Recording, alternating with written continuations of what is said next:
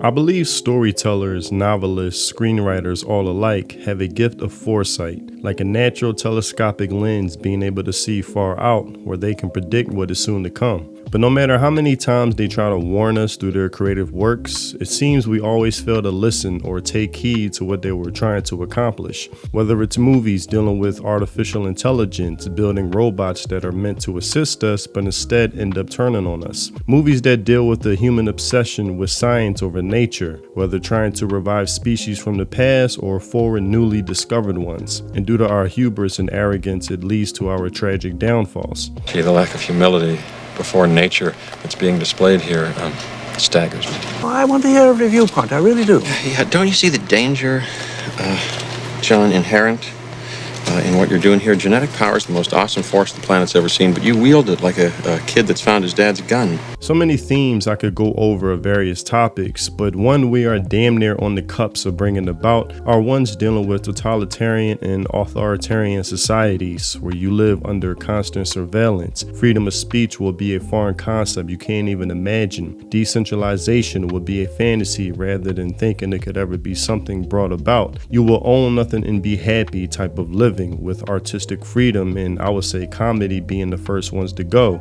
That leads to this type of society where physical media and art period would have to be things you keep hidden, treasured, and locked away, because if it isn't state approved, it cannot be allowed.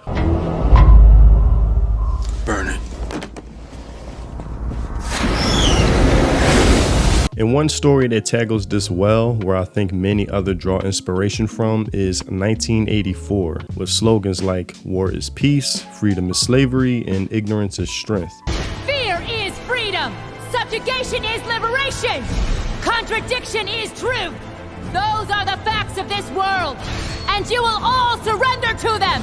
Where objective truth cannot be tolerated and you must accept things like 2 + 2 = 5. Do you remember writing in your diary, freedom is the freedom to say 2 + 2 = 4? How many fingers am I holding up, Winston? 4.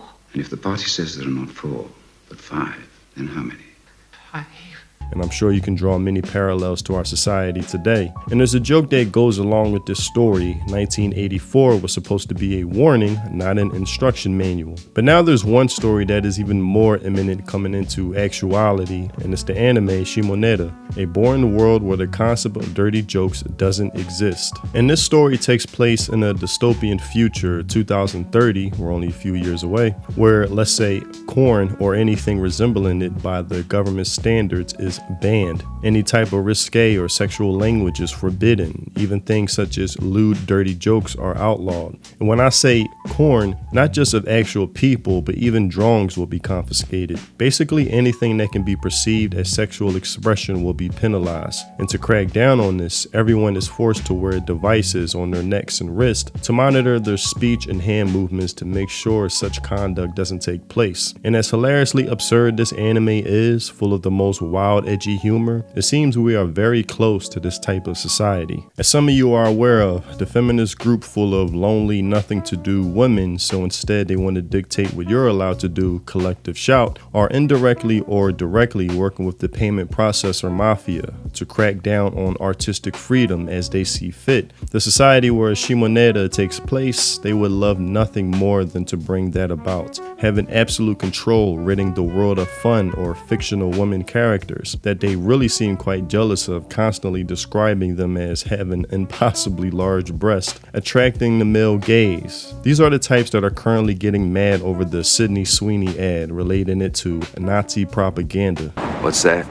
Did they mean to include a bunch of Nazi dog whistles in this? Oh, haha, like jeans, I get it. She has good genes, like she has good genes, ha ha ha, like in a Nazi way. Like, Jesus Christ, where did they come up with this shit? Like, God forbid a woman just be hot for 5 seconds without relating it to World War II. But these harpy ladies that Collective Shout are full of want to be the parents of society. They're like the overbearing, devouring mother that wants to keep you infantilized, keeping you dependent on them without having any agency of your own. Sweetie, you can't go. You're getting over your sickness, remember? You know what these are? They're gazebos! They're bullshit! They help you, Eddie. We had to protect you. by lying to me, by keeping me locked inside this hellhole? And like Shimonetta, where dirty jokes aren't allowed, Collective Shout has done the same, getting a bakery shop to take down their clever advertisement that states we have the best buns in town. I understood that reference.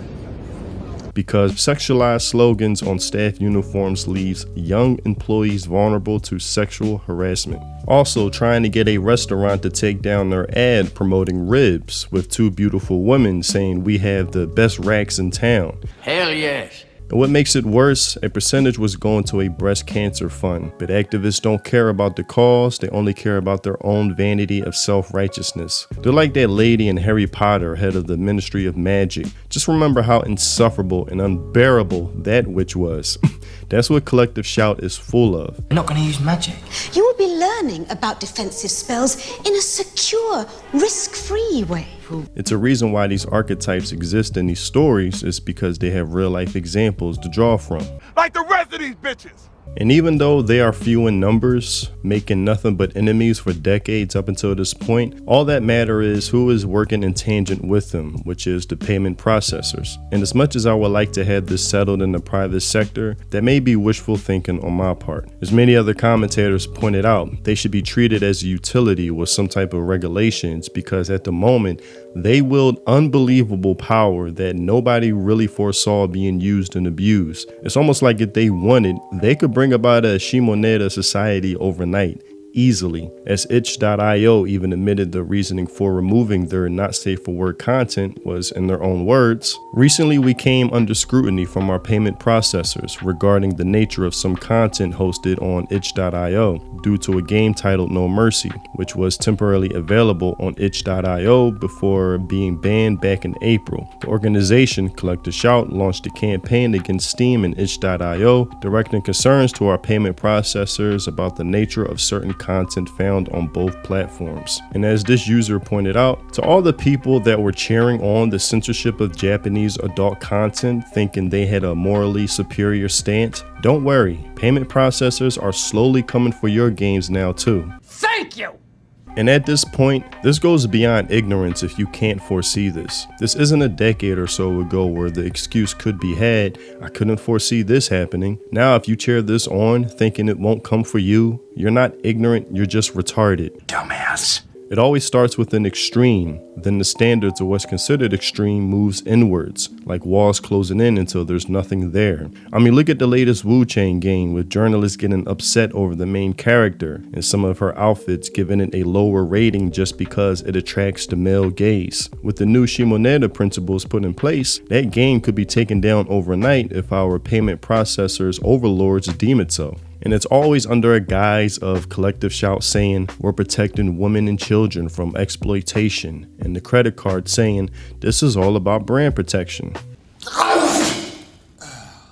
I'm sorry, I'm allergic to bullshit. And if they had their way, acting like their own separate government, we will all have the Shimonetta neck and wrist devices to subjugate us, having us live in fear at every moment, hoping not to say or do anything that could be perceived as sexually immoral. But as V said, people should not be afraid of their governments. Governments should be afraid of their people. And fearful they are with Collective Shout privating their account, realizing how much they are in the minority, as well as people mass calling MasterCard, making our concerns reach their global headquarters. Keep that up, shout out. As I've said in my previous video, they haven't awakened a giant but many giants, and it's working, with Chibi Reviews and Madam Savvy teaming up with Japanese politicians to bring awareness to this problem of payment processors being able to dictate how foreign countries operate. And shout out to them, especially Savvy. She has been working tirelessly to expose these miserable freaks and bring an end to the reign. And it's kind of funny how gamers, weebs, otakus, and geek culture all alike are the ones saving the world when we just wanted to be left alone to enjoy our hobbies. But like Tyler Durden said, look, the people you are after are the people you depend on. We cook your meals, we haul your trash, we connect your calls, we drive your ambulances, we guard you while you sleep. Do not fuck with us. But that's all I have for this video. Tell me what you think in the comment section below. I think we dismiss these warnings in whatever story is presenting them, like surely we're more intelligent than those characters, or just see it as something that will occur when we're all dead and gone, and that's something the new generations will have to deal with. But as we're witnessing now, that's just not the case. That's why staying vigilant is always key, and I'll leave a link to sign the petition in the description below to fight back against Visa and MasterCard for their overreaching of power. Why won't you die? Beneath this mask there is an idea, Mr. Creedy. And ideas are bulletproof. I wish to become a dirty joke. Why? Because our society scorns their very existence and calls them evil and unnatural.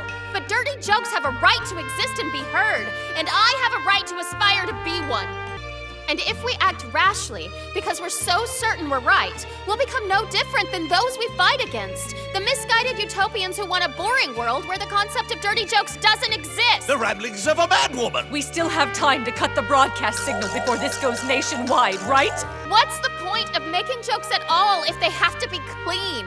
Jokes appeal to us because they can be so wrong. Jokes get us excited because we don't know how people will react to them. It's because they're devilish they can seduce us. Because they're twisted they can make us laugh. I became the devil because I believe that laughing at what's sick can make society healthy. Also, if you haven't already, check out my music on Spotify, links in the description. If you love those Samurai Champloo lo-fi Miller boom bap vibes, then my music is definitely for you. And if you want to support me and the content I create, consider joining my channel through memberships. It's much appreciated. Thanks for watching, and I'll see you in the next video. Free think. Peace.